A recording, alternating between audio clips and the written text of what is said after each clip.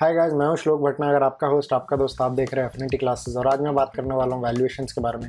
तो अगर आपने ये चैनल को अभी तक सब्सक्राइब नहीं किया तो जल्दी से जाकर सब्सक्राइब का बटन दबा दीजिए और उसके बाद जो बेल आइकन है उसको भी दबा दीजिए ताकि मैं जब भी नया वीडियो निकालूँ आपको नोटिफिकेशन आ जाए। चलिए शुरू करते हैं।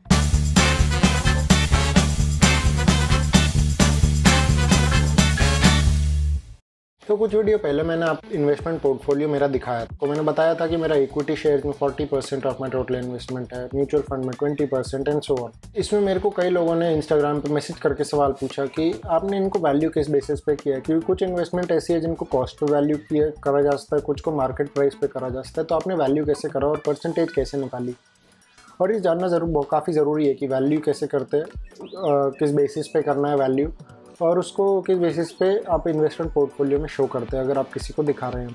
तो सबसे पहले मैं कैश से शुरू करूँगा। कैश ऐसी चीज़ है जो सबसे इजी टू वैल्यू है। जो एक्चुअल आपका कैश है आप उसको एज इट इज़ लिख सकते हैं, उसमें आपको कुछ स्पेसिफिक कैलकुलेशन करने की ज़रूरत नहीं है। Same goes with fix deposit. Fix deposit का जब तक आपको इंटरेस्ट रियलाइज़ नहीं हो जाता, यानी कि इंटरेस्ट रिसीव नहीं हो जाता, आप अपने इन्वेस्टमेंट पोर्टफोलियो में उसको ऐड ना कीजिए तो बेहतर है। आपका फिक्स डिपॉजिट मान लीजिए आपने 1 लाख का कर रखा है, तो फिर आप उसको 1 लाख का ही लिखेंगे, और उसमें इंटरेस्ट अगर आपको 7,000 मिल रहा है तो फिर आप उसमें 7,000 का इंटरेस्ट अभी नहीं जोड़ेंगे। एक बार इंटरेस्ट मिल जाएगा 7,000 का, तब उसके बाद जोड़िए। ETFs, म्यूचुअल फंड्स और इक्विटी शेयर, ये 3 चीज़ें हैं, इनके बारे में मैं पहले बात करना चाहूँगा। ये तीनों जो हैं ये मैंने पर्सनली कॉस्ट पे वैल्यू करे हैं, और इसको कॉस्ट पे ही करना चाहिए मेरे हिसाब से। इसलिए इनको कॉस्ट पे वैल्यू किया है क्योंकि कई बार ऐसा होता है कि मार्केट प्राइस जो है काफ़ी ज़्यादा फ्लक्चुएट होती है, काफ़ी वॉलेटाइल होती है, जिसकी वजह से आप इनकी कभी भी करेक्ट वैल्यू अपने पोर्टफोलियो में असर्टेन नहीं कर पाते अगर आप कॉस्ट पे नहीं लिखते हैं। तो लेट्स से मेरा इक्विटी इन्वेस्टमेंट में 40,000 का इन्वेस्टमेंट है, म्यूचुअल फंड में 20,000 का, ETF में 5,000 का। पर अगर इसको मैं एक्चुअल मार्केट प्राइस पे देखूं तो ये मेरा 95,000 है एग्जांपल, ये 25,000 और ये शायद 3,000 ये गिर गया है। तो ज़रूरी नहीं है कि मैं इसको मार्केट प्राइस पे ही लिखूं, क्योंकि मार्केट प्राइस पे लिखने से क्या होगा कि मेरा इक्विटी प्राइस अगर कल को 95 से 85 आ गया तो मैक्स ये एज्यूम करूँगा मेरे को नुकसान हो गया, बट एक्चुअली मेरे को प्रॉफिट ही है। उसके बाद म्यूचुअल फंड जो है, म्यूचुअल फंड्स और ETF के लिए भी सेम लॉजिक अप्लाई करता है। फिर मैं बात करना चाहूँगा गोल्ड की और बॉन्ड की। बॉन्ड के प्राइसेस यूजुअली फिक्स्ड रहते हैं, बहुत ही कुछ वेरिएबल प्राइसिंग के बॉन्ड इशू होते हैं, बहुत ही रेयर बॉन्ड्स होते हैं, बट अगर उसका प्राइसेस फिक्स्ड है तो फिर उसमें वैसे ही आपके पास वैल्यू चेंज करने का कोई रीज़न नहीं है। आपने जितना पे करा आप उतना ही लिखेंगे। उसके बाद आता है गोल्ड का वैल्यूएशन। गोल्ड का वैल्यूएशन कैसे किया जाता है? गोल्ड का वैल्यूएशन आप मार्केट प्राइस पे भी लिख सकते हैं, कॉस्ट पे भी लिख सकते हैं, ये आपकी पर्सनल प्रेफरेंस है, क्योंकि गोल्ड एक ऐसी चीज़ है जो कई लोग अपने इन्वेस्टमेंट पोर्टफोलियो में अप्रिसिएशन के पर्पस से नहीं लिखते हैं, वो उनको होल्ड करने के लिए लिखते हैं, वो उनका फैमिली का जो वेल्थ क्रिएट होता है उसकी वजह से लिखते हैं। आप उसमें गोल्ड की मार्केट प्राइस लिखेंगे या कॉस्ट लिखेंगे वो आपको पर्सनल बेसिस है। मैंने जैसे कि रीसेल करने के लिए लिखा है या उससे प्रॉफिट्स रियलाइज़ करने के लिए लिखा है, तो फिर मेरा गोल्ड का जो इन्वेस्टमेंट है वो मेरे लिए कॉस्ट पे लिखना बेटर हो जाएगा। With the same logic that applies to equity share, mutual fund and ETFs। Lastly insurance को लेके कई लोगों ने पूछा कि इंश्योरेंस मैंने अपना प्रीमियम पेड का वैल्यू लिखा है या जितना मेरे को सम अश्योर्ड है वो लिखा है। यहाँ पे 2 फैक्टर्स कंसिडर होते हैं। मेरे केस में 2 इंश्योरेंस है, एक लाइफ इंश्योरेंस और एक मेडिक्लेम या हेल्थ इंश्योरेंस जिसको मैं बोलूँगा। यहाँ पे जो मैं फैक्टर कंसिडर करूँगा इंश्योरेंस के पोर्शन में वो ये रहेगा कि मैं कौन सा इंश्योरेंस का वैल्यू लिख रहा हूँ। अगर तो मैं इंश्योरेंस जो मेरा लाइफ इंश्योरेंस है उसका वैल्यू लिख रहा हूँ तो फिर मैं ये कोशिश करूँगा कि उसमें जो मैंने प्रीमियम पे किया है वो ही लिखूं। रीज़न नहीं क्योंकि मेरे को पता नहीं है कि मैं कब जाके उसका प्रीमियम देना बंद कर सकता हूं।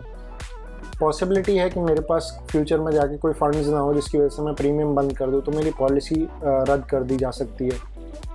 और हेल्थ इंश्योरेंस के केस में ऐसा हो सकता है कि वो हेल्थ इंश्योरेंस की वैलिडिटी ख़त्म हो जाए या वो हेल्थ इंश्योरेंस मैं रिन्यू ना करना चाहूँ।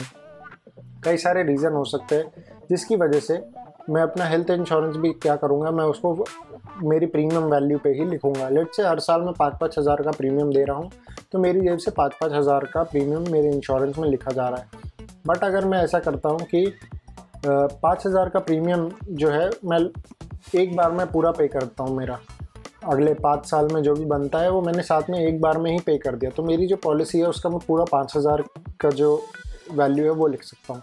यहाँ पे एक डिफरेंस ज़रूर आता है कि हेल्थ इंश्योरेंस में अगर मैंने एक बार में पूरा पे कर दिया तो भी मेरे को प्रीमियम वैल्यू ही लिखनी पड़ेगी, क्योंकि हेल्थ इंश्योरेंस जो है वो ज़रूरी नहीं है कि मैं कभी 5 साल के पीरियड में हॉस्पिटलाइज हूँ और वो उसका रीइंबर्समेंट मेरे को मिले, ज़रूरी नहीं है। बट अगर मैं टर्म इंश्योरेंस या लाइफ इंश्योरेंस लेता हूँ, लेट से टर्म इंश्योरेंस लिया, टर्म इंश्योरेंस 5 साल का है, 5 साल के बाद मैंने पूरा प्रीमियम एक बार में पे कर दिया, 5,000 5 साल के लिए 25,000 मैंने एक बार में पे कर दिया, और मेरे को बोला गया कि मेरे को 40,000 मेरे को कन्फर्म मिलेगा 5 साल के बाद। तो मैं क्या करूँगा, मैं एक बार में उसका 40,000 का वैल्यू लिख सकता हूँ, यानी कि मैं जितना मेरे को रियलाइजेबल वैल्यू है आज से 5 साल के बाद मैं वो पूरा लिख सकता हूँ। मेरे को 5,000 वो 25,000 लिखने की ज़रूरत नहीं, फेस वैल्यू लिखने की ज़रूरत नहीं है। तो ये एक डिफरेंस आ जाता है इंश्योरेंस में कि आप कौन से टाइप का इंश्योरेंस ले रहे हो और आपने पेमेंट कैसे करा है, आपको कब उसका पेमेंट मिलने वाला है, कन्फर्मेशन कितनी है उस पेमेंट की। तो इसलिए बेटर हमेशा ये होता है कि आप उसको कॉस्ट प्राइस पे लिखें। अब कॉस्ट में क्या क्या इंक्लूड होता है ये कई लोगों का सोचना है। कॉस्ट में कई सारे फैक्टर्स आप इंक्लूड कर सकते हैं, जो आपने एक्चुअल कॉस्ट पे करी है वो चीज़ परचेज करने के लिए। तो उसके बाद उसके लिए अगर आपने कोई ब्रोकरेज पे करी है तो आप वो लिख सकते हैं।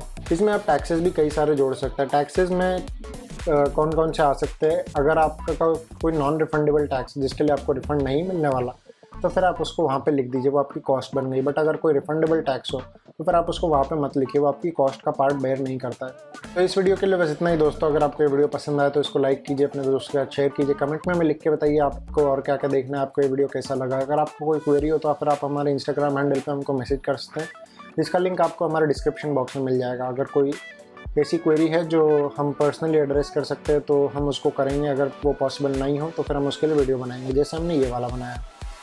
तो मैं आपको अगली वीडियो में मिलता हूँ। शुक्रिया।